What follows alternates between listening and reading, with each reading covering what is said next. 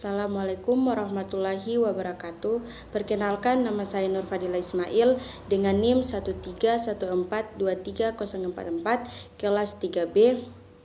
Dalam video kali ini saya akan mempresentasikan judul materi kemaritiman, yaitu pengertian dan konsep serta sejarah perkembangan kemaritiman. Pengertian dan konsep kemaritiman. Kemaritiman telah menjadi bagian integral dari peradaban manusia sejak zaman purba.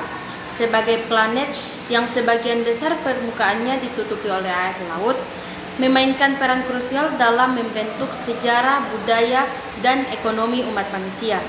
Bagi negara kepulauan seperti Indonesia, pemahaman mendalam tentang kemaritiman tidak hanya penting, tetapi juga merupakan kebutuhan strategis untuk mengoptimalkan potensi sumber daya laut dan menghadapi berbagai tantangan global.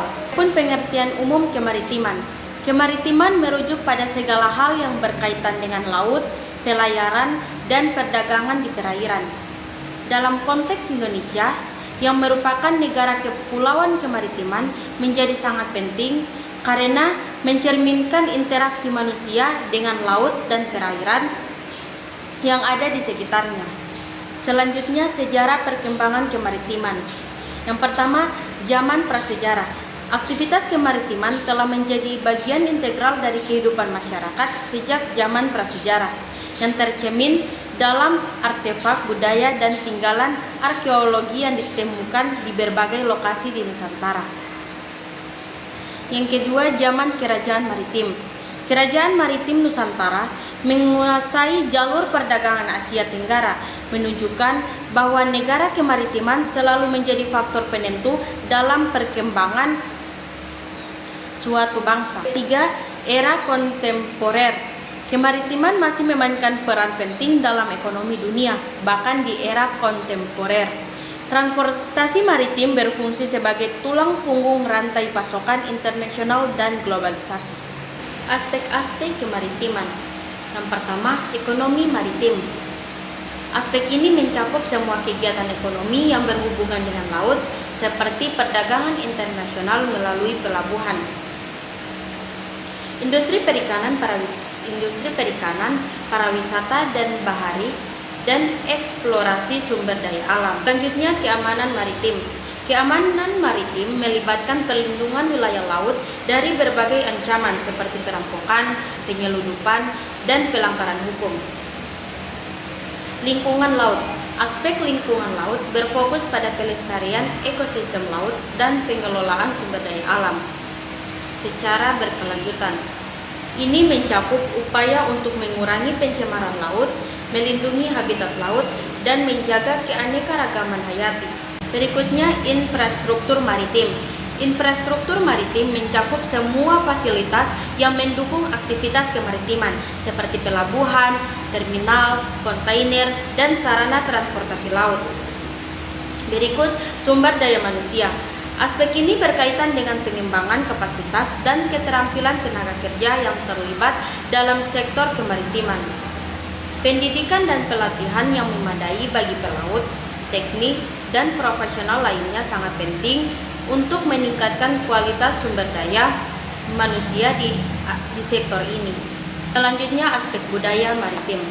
Aspek budaya kemaritiman menciptakan berbagai tradisi dan praktik budaya yang berkaitan dengan laut, misalnya ritual nelayan, festival laut, dan seni pertunjukan yang terinspirasi oleh kehidupan di laut. Konsep kemaritiman ada beberapa konteks. Pertama, dalam konteks ekonomi.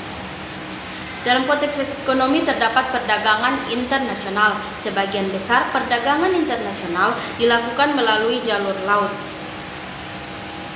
Kapal-kapal kargo mengangkut berbagai komoditas seperti minyak, gas, bahan mentah, dan produk jadi dari satu negara ke negara lain. Selanjutnya, industri perikanan.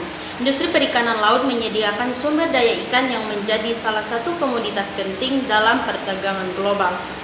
Industri perikanan mencakup penangkapan ikan, budidaya ikan, dan pengelolaan hasil laut. Energi dan sumber daya alam. Laut juga menjadi sumber energi dan mineral. eksplorasi minyak dan gas lepas pantai, serta penambangan mineral dasar laut memberikan kontribusi yang signifikan terhadap perekonomian. Selanjutnya, industri pelayaran dan logistik. Industri pelayaran mencakup perusahaan pelayaran, pengelolaan, pelabuhan, dan layanan logistik. Kapal-kapal besar seperti tanker, kapal kontainer, dan kapal penumpang memainkan peran penting dalam mengangkut barang dan orang. Selanjutnya, konsep kemaritiman dalam konteks sosial dan budaya. Ada beberapa konteks. Yang pertama, tradisi dan kearifan lokal. Masyarakat pesisir memiliki tradisi dan kearifan lokal yang berkaitan dengan laut.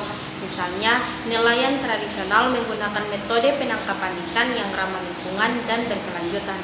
Selanjutnya, para wisata bahari. Laut dan pantai menjadi daya tarik utama bagi para wisata. Wisata bahari mencakup aktivitas seperti menyelam, snorkeling, berlayar, dan menikmati keindahan pantai. Selanjutnya, transportasi dan mobilitas. Laut juga menjadi jalur transportasi penting bagi masyarakat pesisir. Perahu dan kapal digunakan untuk menghubungkan pulau-pulau dan wilayah terpencil. Konsep kemaritiman dalam konteks lingkungan. Yang pertama, konservasi. Keanekaragaman hayati laut adalah rumah bagi berbagai jenis flora dan fauna. Terumbu karang, hutan mangrove, dan padang lamun adalah ekosistem penting yang mendukung keanekaragaman hayati laut. Pengelolaan sumber daya laut. Pengelolaan sumber daya laut yang berkelanjutan penting untuk memastikan bahwa sumber daya ini dapat dimanfaatkan oleh generasi mendatang. Ini mencakup regulasi penangkapan ikan, pengelolaan kawasan konservasi laut, dan praktik eksploitasi yang bertanggung jawab. Penanggulangan polusi laut. Polusi laut termasuk sampah plastik, tumpahan minyak, dan limbah industri menjadi ancaman serius bagi ekosistem laut. Upaya untuk penanggulangannya, penanggulangan polusi melibatkan pembersihan laut, pengurangan penggunaan plastik sekali pakai, dan pengelolaan limbah yang lebih baik.